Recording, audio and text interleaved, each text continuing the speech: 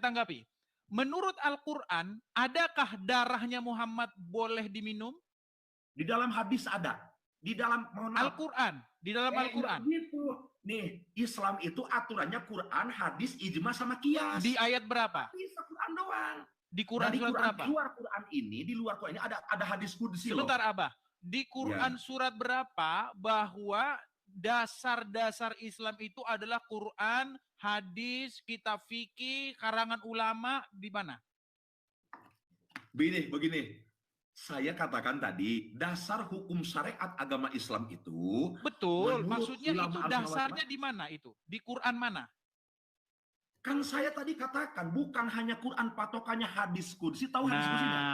Bukan Quran yang bilang begitu kan? Hadis qudsi itu dauhan Allah. Hati-hati. Nah, baik, saya tanggapi dulu, Bang. Karena waktu saya nih, tadi kan Abang bicara saya diam, ya kan? Biar gantian gini, Bang.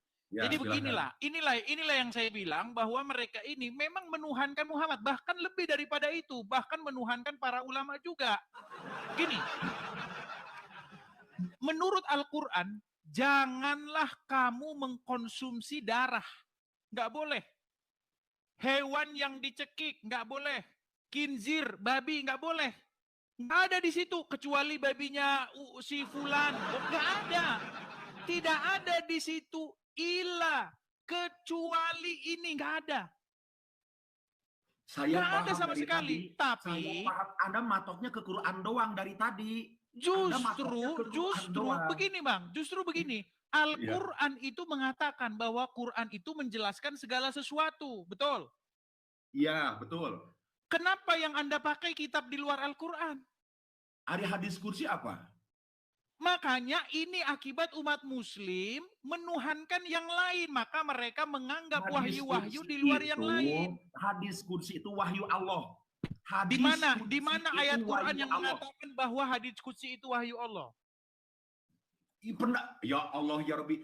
Hadis qudsi itu wahyu Allah. Itu perkataan di luar Al-Quran, betul?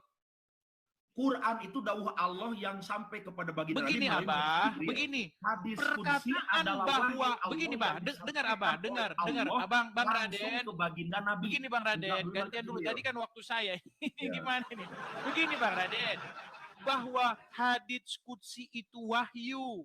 Ya kan? Perkataan ulama ini, imam mazhab ini, itu kan semua di luar Al-Quran, betul?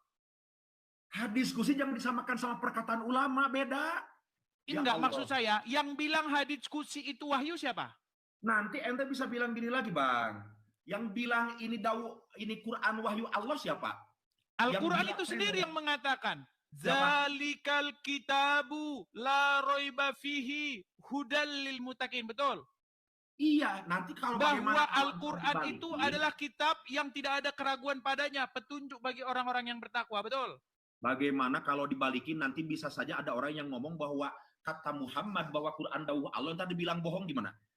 Bukan begitu, maksud saya begini, sebelum kita melebar kemana-mana. Iya, makanya. Begini loh, Bang, yang jadi masalah tuh begini. Quran doang. Begini, Bang, yang jadi masalah tuh begini, Quran bilang bahwa Quran itu lengkap, menjelaskan segala sesuatu, betul, petunjuk. Tapi yang dilakukan Muslim apa? Oh bukan Quran petunjuk, bukan Quran kitab menjelaskan. Malah mereka merujuk kepada kitab karangan A, kitab karangan B, kitab karangan C. Akibatnya apa? Akibatnya memang boleh meminum darah manusia. Namanya siapa? Namanya Muhammad. Dibilang, oh itu spesial, beda. Kalau darah Muhammad beda. Nggak ada dalam Quran itu, jangan kalian minum darah kecuali darah Muhammad. Nggak ada. Iya. Nah, itu pertama. Sebentar, saya tangkap itu satu persatu. Satu. Anda matoknya ke Quran doang. Itu doang. Jadi tidak cukup. Jadi tidak cukup Al-Quran bagi seorang Muslim. Pokok gini. Sebentar, Pak. Pertanyaan saya simpel. Apakah tidak cukup bagi seorang Muslim Al-Quran memberi petunjuk? Bukan berarti enggak cukup. Nah, kan Abang tanya itu. Gini, Bang. Gini, Abang jawab aja singkat. Apakah tidak cukup Al-Quran itu sebagai kitab petunjuk? Pertanyaan Anda kalau saya jawab, berarti saya menafikan yang lain. Berat. Dia nggak gini. Kalau pertanyaan Anda saya jawab, saya paham. Pertanyaan Anda, apakah sudah cukup Quran sebagai petunjuk umat Islam? Kalau saya menjawab iya atau tidak, saya menafikan yang lain. Udahlah, sedikit lagi, sedikit. Saya aja merasa enggak menguasai ajaran Islam secara kafah keseluruhan. Ya makanya saya sedang mengajari nih. Karena saya udah 13 tahun pelajari agama Islam. Oh, 13 tahun? 13 tahun saya mendalami agama Islam. Coba, mohon maaf, saya sedikit saja. Saya mau tahu aja sedikit saja. Kalau Anda mempelajari masalah Islam 13 tahun, saya mau tahu 12 pan ilmu agama yang diwajibkan dicari, pan apa aja? Itu ajaran ulama, bukan ajaran Islam. Ajaran Islam itu, nggak ada dalam Quran. 12 di Quran surat berapa, Bang? Anda patokannya Quran terus dari tadi. Makanya saya bilang yang saya pelajari agama Islam, bukan agamanya ulama. Makanya saya bilang umat muslim tidak lagi bisa membedakan mana Quran, mana perkataan ulama. Gini Bang, saya tanggapi dulu sedikit. Gini Bang, saya tanggapi sedikit nih. Sedikit nih Bang. Betul tidak? Ente nggak bisa. Oke, saya sedikit nih Bang. Tadi Anda bilang minimal ente sudah bisa memahami 1000 bait alfiah. Coba saya dengar. Nah, ini ditambah-tambah lagi kan 1000 bait. Di mana lagi? Itu ayat berapa, Bang? Kita fokus Quran. Saya mau nanya kepada Anda. Sebentar. Huruf IFA ada berapa? Waduh, nampaknya dia sudah mulai emosi. Ente baca Quran. Ente Quran. Oke, kita fokus Quran. Tenang, tahan diri. Kita fokus Quran. Ya, fokus Quran. Kita fokus Quran ya. Fokus Quran. Tenang, tahan diri. Saya mau nanya Quran sama ente. Sebentar, tahan diri. Saya mau nanya Quran sama ente. Syiar langit, tenang, tahan diri. Nanya Quran saya sama ente. Hukum tajwid tahan diri dulu, tenang. Ini pelajaran dasar anak SD. Sudah bisa tenang. Saya mau nanya. Sudah bisa tenang. Huruf IFA ada berapa? Sudah bisa tenang belum? Huruf IFA ada berapa? Sudah tenang belum? Huruf IFA ada berapa? Sudah tenang belum? Belajar 13 tahun Islam huruf IFA ada berapa? Sudah tenang, itu sudah bisa saya jawab. Quran, bukan hadis. Sudah bisa saya jawab. Baca Quran. Sudah bisa saya jawab belum? Ya kan? Huruf IFA ada berapa? Saya tanggapi dulu satu dari yang tadi. Huruf IFA dulu ada berapa? Satu dulu. Nah, kan diajak ke hadis, lari ke Quran. Diajak ke Quran, nanti lari lagi. Mereka ini kayak gini terus loh. Tadi saya bilang, ayo kita fokus ke Quran, lari ke hadis. Sekarang kita ke hadis, lari ke Quran. Saya dari tadi juga ngomong fokus ke Quran. Bang, tadi Anda bilang hadis itu harus kita kaji. Harus kita kaji apakah dia perawinya, matanya dan lain sebagainya. Itu tadi Anda katakan. Padahal tertulis loh di situ Sahih Muslim. Quran. Sahih Muslim betul nggak? Enggak ke hadis, enggak Quran. Namanya sudah Sahih Muslim tapi dipalsu-palsukan. Sahih Bukhari tapi dipalsu-palsukan. Ada berapa? Bagaimana mungkin Sahih Muslim Anda palsu-palsukan? Gimana sih?